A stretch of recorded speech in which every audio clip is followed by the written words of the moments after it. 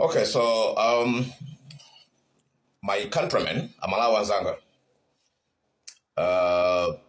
ndi zimene zikuchitika ku Malawi tiyenera tizipitirizabe kuyankhula. We have to discuss things. At the same time, we have to be able to be fair. So I always wish President Mutharika a quick recovery. And ndimampempherera. He's a good man, a good leader. Kungoti anapangidwa capture ndi anthu olakwika. Nde panopa timapanga tima videos ndicho linga yoti we should make sense kuti chifaya chani president akusowa. So I got a call from my friends in South Africa, checked with my other friends in Kenya. It turns out kuti president wathu ali ku Johannesburg, ali kuchipatala ama kuti the hospital name is called Donald Gordon. It's in Parkway. It's part of Wits University Medical Center. It's a very, very expensive hospital. Ndiyo dola kwambiri. Sikumapita anthu chisawawo. Zimene timapempha all the time anthu andale kuti tapanga ni invest in the health care yathu because my hospital akunjawa. They are depleting drama zama taxpayers. Amalawi akuononga drama to make sure kuti munthu wina achire. When we could use that money towards our own hospitals, my president athu ndikumapita kumeneko, ndikumachira. We just need to start thinking about our country. And we are wishing the president a quick recovery. Komano my reviews out in our hospital Amene. I'll just read one of the reviews. It's part of Wits University, and most of the top level South African billionaires, rich people go. It's a research center. It's a facility that, only when you have a very serious critical condition. So Donald Gordon is the name of the hospital. It's in Parkway, Johannesburg. Our president is there right now. And Mongo kupempana Malawi Zanga, president is kusanjika, president is not in the country.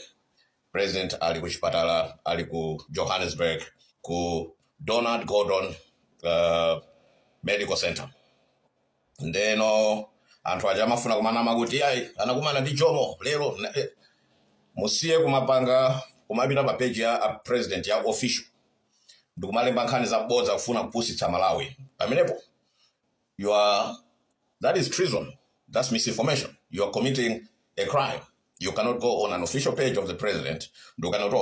You are speaking like the president. Or today I had a meeting with Jomo. No, don't do that. Amalawi TCA kunamizana. Let us come together and love our country.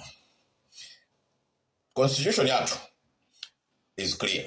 Jengati zili zokuti Jenance atenge boma. Let her take the government because in the constitution.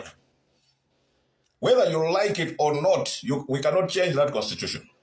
Let samana ame. That the president ali incapacitated panopa mine zikuonekera because ku Donald Gordon Medical Center ndikumene kumakhala ma critical cases of cancer wambi. And I visited the place. I know the place very well. I've seen it. I know a few doctors there. I know critical care doctors as well. So mugamapanga zinthu zoti muzanamiza Malawi anthu amene anakuvoterani. You are only creating a labyrinth of your own making. A deep hole. You're digging yourself into a hole that you cannot come out. Because in this day and age, research, you can make a call. Someone is going to give you facts, information. You cannot lie anymore to people. That didn't see kunama. Pagali Banova, I want to make an appeal to the Vice President, Dr. Jenance, to address Malawians. I think it's proper, it's measured. You need to assure Malawians that the president is going to be, at this point, the situation is precarious. We are in a bind because our economic situation has been affected with all this The absence of the president is not something to take lightly. The absence of a president in a country without informing the public is a cause for concern for a lot of people. Tidindi constitution yathu, we have to respect the constitution. That's what I am trying to say. I'm not being political. I'm being balanced. I'm being careful in my words. If you want to steal government, you cannot steal it while the president is alive.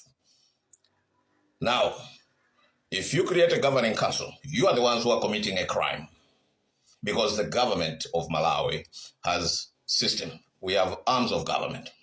The executive, president and the vice president. Then he appoints his cabinet. Then we have the judiciary. Now, our judiciary can only be there to interpret the laws. Then we have parliament. Parliament is supposed to come out right now and inform Malawians on the condition of the president, but nobody seems to be talking about it. I am talking about it, and I'll continue to talk about it, because when I talk, a lot of people listen. When people listen, sometimes it affects change. Decisions are made, because I represent the voice of people that want to really see change in Malawi. I mean, when I make a point of saying something, people really do listen. So I have clarified everything that I've claimed in the past. I've said that President Mutharika is not well. And right now, I can, on good authority, I know that President is in South Africa. So you can check yourself the Donald Gordon Hospital. It's a medical center. It's under which university? Check. Okay? So, amalawa zanga, tatieni timange zinthu zokuti tithandizane dziko lindi lathu.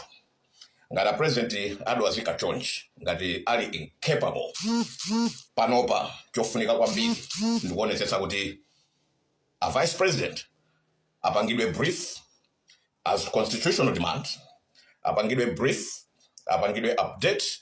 She has to address Malawians, assure them on the economic situation and how this affects us on our daily lives. Damvana. So this is what I wanted to say to you. And we wish our president a quick recovery. Please, anthu TBP, siyani kunama. Mutakubwera pano pano wauza Malawi kuti a president adwala. He's recuperating, he's getting better, he will be fine. When he comes out, akakaurali strong, bring him to the cameras. At Yankulise, like nothing happened. We are okay with that as well. But we just want to see him. Thank you. Salute. So, Ziko Mwambili, Malawi, I think panopa ndi video tinapanga icha ya a president athu kuti ali ku Donald Gordon Hospital kuchipatala cha ku South Africa. I think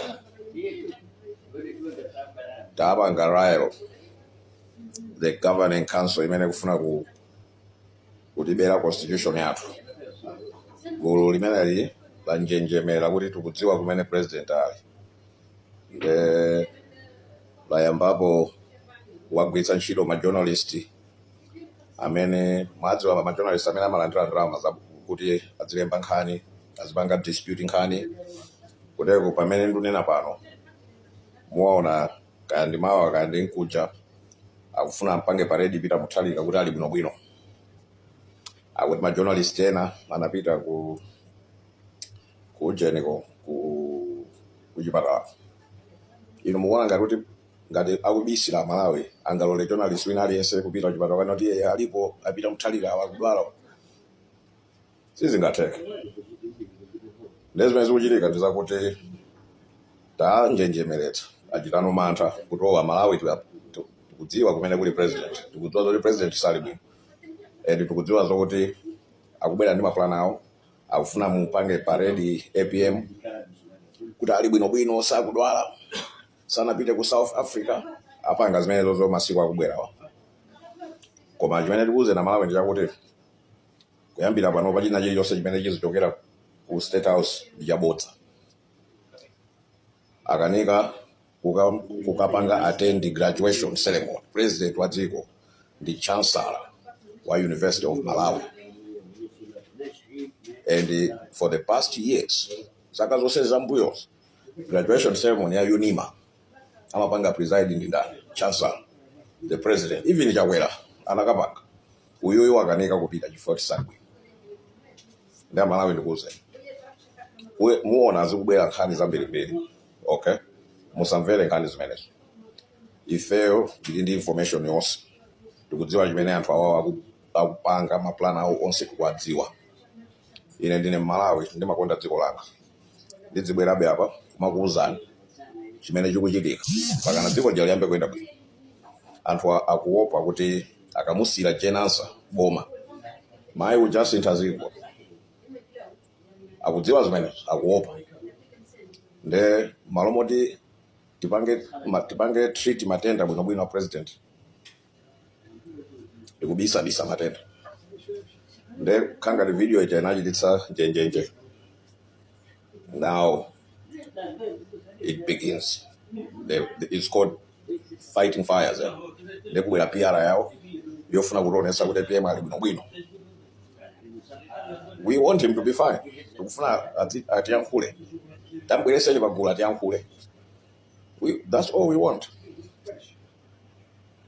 So muona zikuchitika amupanga paredi ndamva zoti anamwimbira munthu wina wake kuti awapatse jet. So ifeso timakwera majet ndi timadziwa anthu amene ali ndi majet amene amapanga supply majet kwa presidents wa Africa. Ena kuti timayankhulana nawo pa speed dial amatiuza kuti tinatenga president one, okay. The muona zikuchitika, but take it easy. Dziko likusintha.